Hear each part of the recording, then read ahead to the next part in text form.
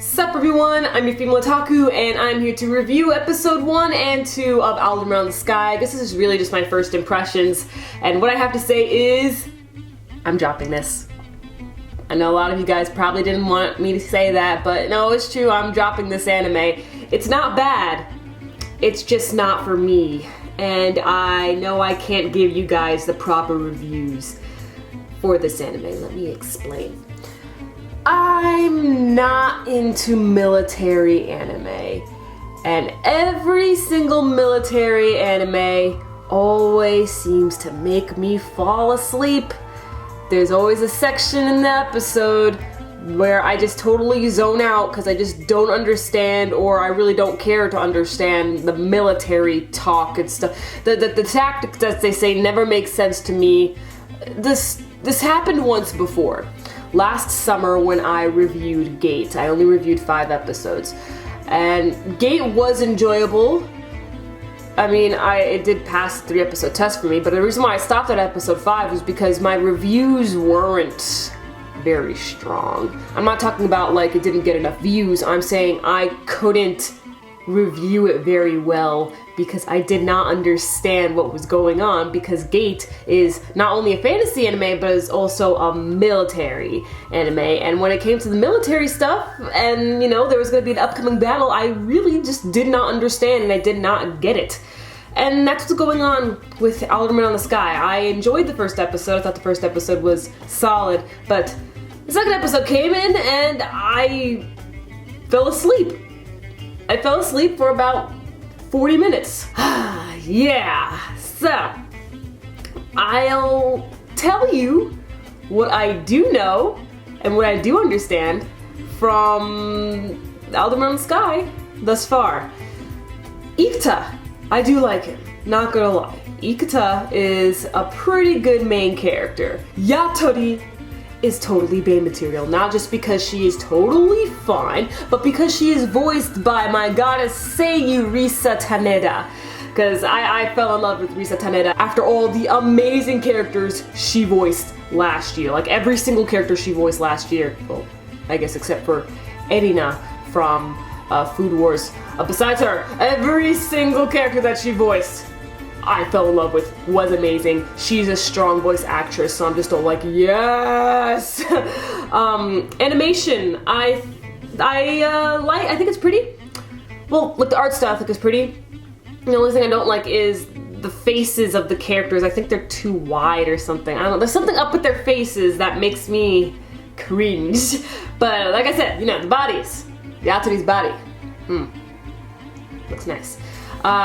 Back with the story. So, Alderamin the Sky, from what I can tell you, we have these friends. They're moving out of their empire to another place. Don't really know why. Then we have the princess. She snuck on, and then she almost died because she fell out of the boat, and then Ikuta and the friends, they went to go rescue her, and now they have to take the princess back, and that's what they were doing within this episode. They were taking the princess back over to castle. And they came across a couple of other soldiers, and Ikuta, he begged for his life and was all like, my mother, she's over in the cave. There's just a whole act he put up. I loved. And you see, Ikuta, he has this serious side and he has this really fun side, and I like that. That's why I like him as the main character. But anyway, then the rest of his crew went in to take out the soldiers, and the sprites, the sprites are pretty interesting. They don't seem like just any kind of familiar, because they have this like, what's it called, soul stone or something like that. I don't know why Ikuta wanted their soul stones, but it seems like, you know, the soul stones are what gives them life. I don't know if they're used for trade or something. Maybe that's why Ikuta wanted to hold on to them, or maybe he just wanted the sprites to shut up. I don't know, but it seems like he's collecting the soul stones. But anyway, later on they make it over to the castle, and the princess gets her father to make Ikuta and his crew like imperial knights. I don't know why they're upset about that. Maybe it's because they wanted to leave the kingdom, but now they have to stay here and become imperial knights. And some sort of war is about to go out. I don't really know. Like I said, military just isn't for me. And this wasn't a very good review. So we're just gonna leave it at that. I don't like military anime, and I'm not gonna review something that I know is going to be shitty. I'm not saying that the anime is shitty, I'm just saying that I know these reviews are going to be bad because I can't properly review them. I'm not fully into the series because I don't understand.